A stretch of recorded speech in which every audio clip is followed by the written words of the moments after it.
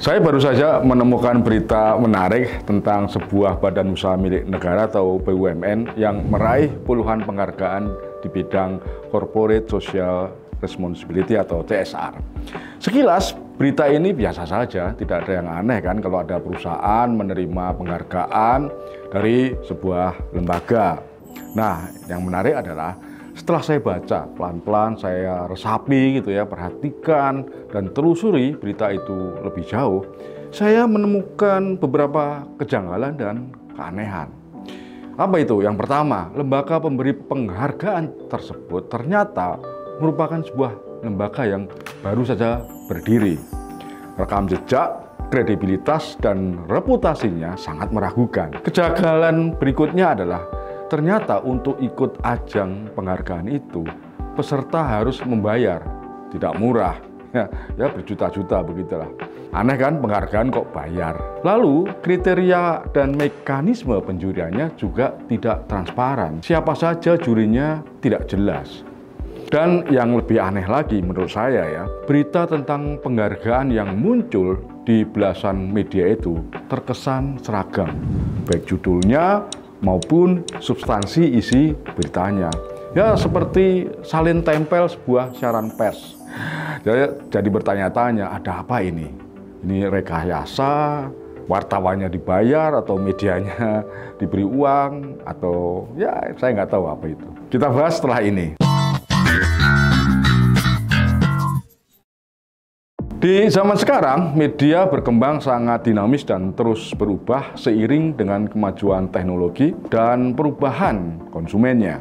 Media pun mau tidak mau harus terus beradaptasi dengan tren baru dan menemukan cara-cara baru untuk tetap relevan, dipercaya, ya, dan laku di era digital. Ada sejumlah peluang dan tantangan yang dihadapi oleh media. Nah, peluang dan tantangan itu antara lain ada soal persaingan bisnis, adanya perkembangan platform media sosial, maraknya berita kabar bohong atau hoax gitu ya. Dan nah ini yang mungkin belum banyak yang mengetahui. Jadi ada yang disebut astroturfing.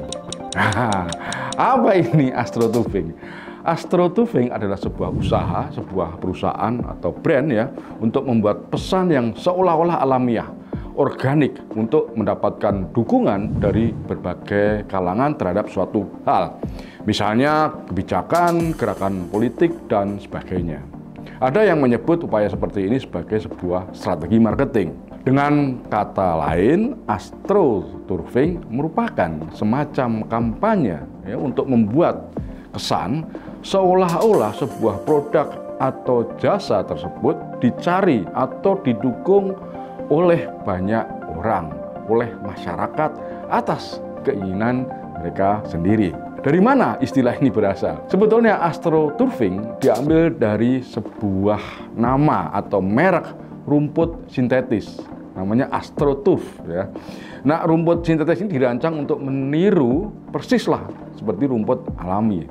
Nah, seperti halnya rumput sintetis yang seolah-olah tampak asli itu padahal palsu, astroturfing bertujuan menciptakan ilusi dukungan masyarakat yang sebenarnya tidak ada. Istilah astroturfing pertama kali digunakan pada tahun 80-an lah ya, oleh seorang senator Amerika Serikat dari Texas yang namanya Lloyd Bentsen. Susah namanya, nggak usah dihafal. Nah, senator ini menggunakan astroturfing untuk menggambarkan praktek sebuah kampanye politik yang mampu menciptakan ilusi dukungan masyarakat yang luas dan spontan. Padahal sebenarnya dukungan tersebut diatur dan dibiayai oleh satu kelompok atau individu dengan tujuan dan kepentingan tertentu. Dari situlah kemudian istilah ini digunakan secara meluas untuk merujuk ya pada berbagai praktek manipulasi opini publik di berbagai bidang, politik, sosial, ekonomi, budaya, marketing, dan seterusnya.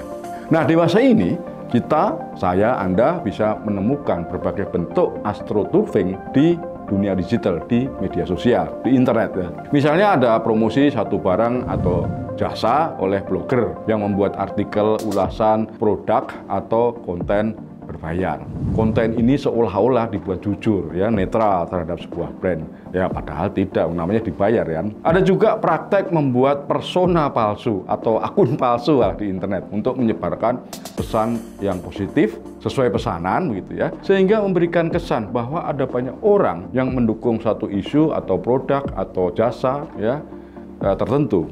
Nah, persona-persona rekaan yang palsu itu bahkan juga memberikan komentar positif terhadap sebuah konten atau akun di media sosial, atau justru komentar negatif tentang produk pesaingnya. Ya, ini ya mungkin Anda sering lihat gitu ya, ada akun-akun palsu lah yang komen di sana sini. Nah, praktek astroturfing ini juga bisa berupa akun media sosial yang fokus membuat konten tentang sebuah perusahaan, brand, barang, atau produk tertentu. Ada juga praktek memasang iklan di situs-situs tertentu yang kemudian mengarahkan pengunjung pada situs sebuah perusahaan, sebuah brand, atau produk tertentu. Nah, kita juga sering melihat ada kelompok atau organisasi yang tampaknya independen dan berbasis masyarakat, ya semacam LSM lah. Tapi sebenarnya didanai dan dikendalikan oleh satu entitas tertentu dengan kepentingan tertentu. Ini juga salah satu bentuk astroturfing. Di dunia politik, astroturfing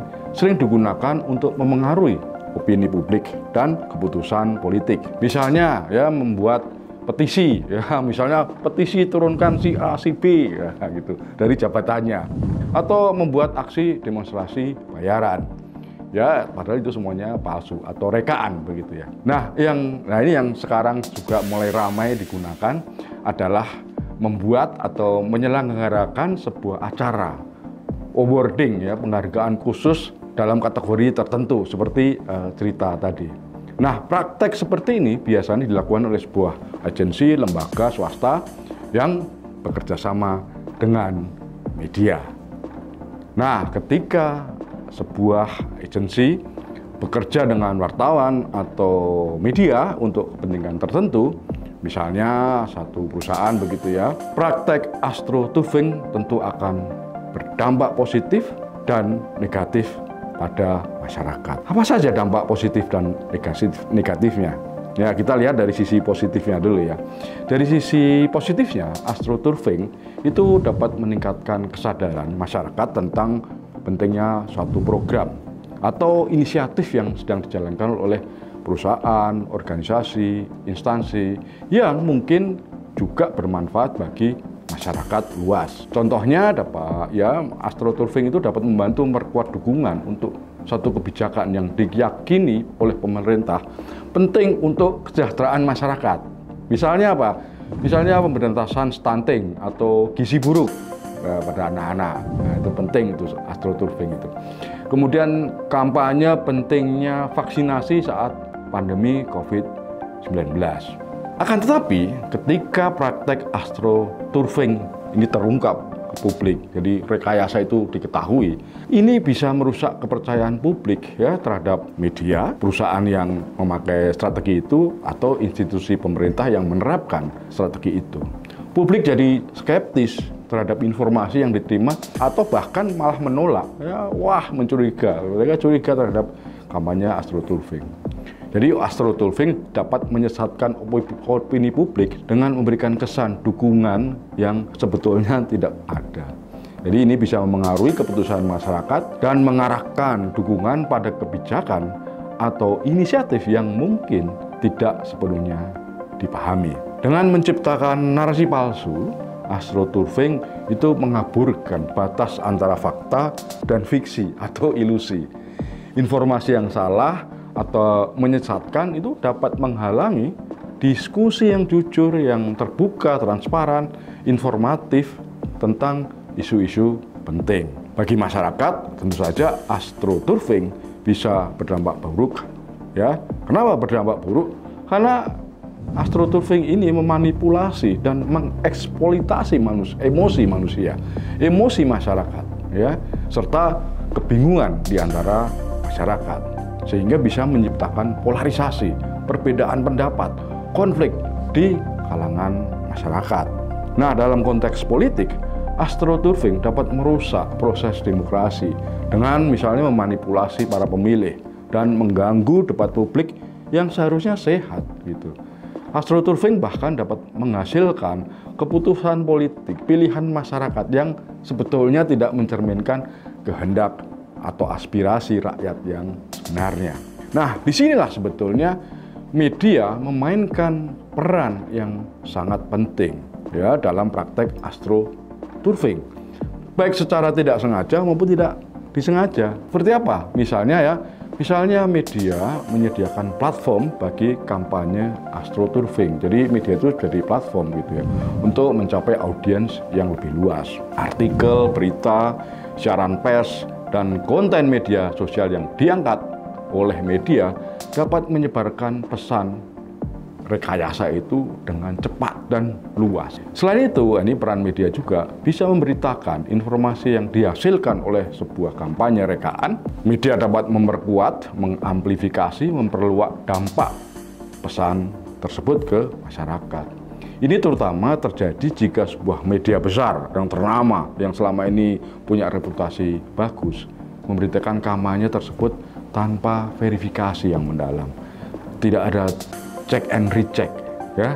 Ini berbahaya. Karena media itu sebetulnya berperan besar untuk memberikan validasi, memberikan kredibilitas pada informasi yang disampaikan. Jika media memuat siaran pers dari kampanye yang rekaan tadi tanpa kritik atau analisis, ini bisa menimbulkan dilema. Informasi tersebut jadi dipercaya publik, padahal itu rekaan. Nah, untuk itulah media harus hati-hati, ekstra hati-hati. Media yang tidak melakukan verifikasi yang memadai terhadap sumber informasi atau tidak melakukan penyelidikan lebih dalam tentang asal-usul, motivasi di balik sebuah kampanye, itu rekaan atau bukan, dapat secara tidak sengaja membantu menyebarkan informasi yang menyesatkan.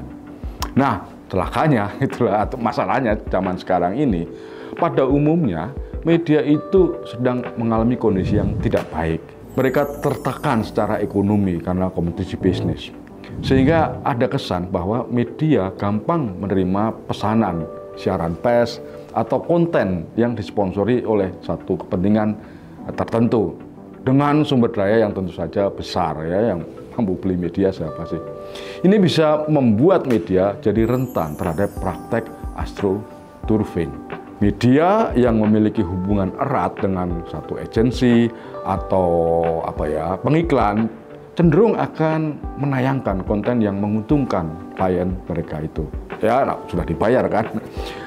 Meskipun konten tersebut tidak sepenuhnya objektif atau akurat. Nah, sebetulnya untuk menghindari peran negatif dalam praktek astroturfing itu, media wajib melakukan verifikasi sumber informasi mereka dan menyelidiki lebih dalam asal-usul dan motivasi di balik sebuah siaran pers atau kampanye tertentu. Jangan langsung salin tempel sebuah siaran pers tanpa melakukan verifikasi fakta maupun data. Media juga harus transparan menjelaskan setiap hubungan atau konflik kepentingan yang mungkin memengaruhi berita mereka. Misalnya jika ada hubungan finansial antara sumber informasi dan perusahaan yang diberitakan, media harus mengungkapkan jujur pada pembaca bahwa ini adalah konten berbayar, editorial ya, atau iklan begitulah. Selain itu, media juga harus menyediakan konteks yang diperlukan agar pembaca dapat memahami latar belakang dan implikasi dari informasi yang disajikan. Ini termasuk menjelaskan siapa yang berada di balik sebuah kampanye, apa motivasi mereka, apa sih misalnya sebuah lomba penghargaan dilakukan, siapa yang mendanai dan seterusnya, itu harus diungkapkan. Lebih dari itu semua, media harus menjaga standar integritas jurnalistik yang tinggi dan menolak tekanan dari kelompok kepentingan yang mencoba memanipulasi berita mereka, bukan sebaliknya. Dengan menjalankan peran ini secara bertanggung jawab, media dapat membantu mencegah praktek astroturfing dan memastikan bahwa informasi yang disampaikan kepada publik itu sudah akurat, objektif, dan dapat dipercaya. Jika tidak, kepada siapa lagi masyarakat menaruh kepercayaan kalau media tidak bisa dipercaya? Tabik.